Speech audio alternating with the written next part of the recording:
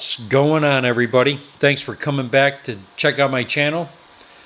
Today we're going to do a dust collection system build. As you can see on my workbench, all the parts are laid out. It's a 2 horsepower, 0.5 micron, 70-gallon dust collector system. I actually purchased it from Harbor Freight.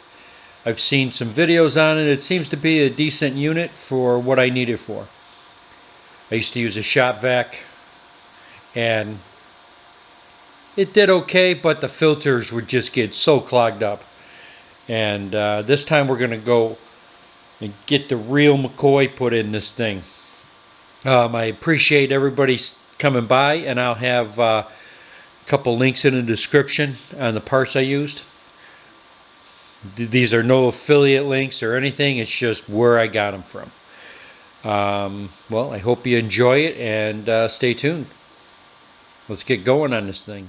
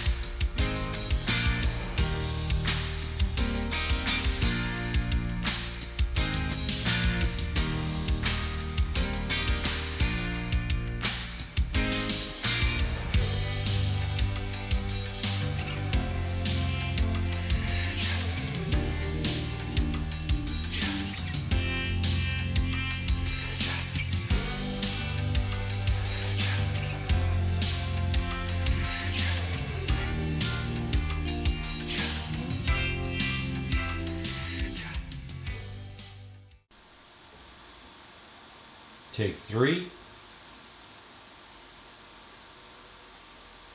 All right, we have a finished dust collector. I think it took me about an hour to put it together. Pretty simple to do. The instructions were a little awkward to follow, but we got it together.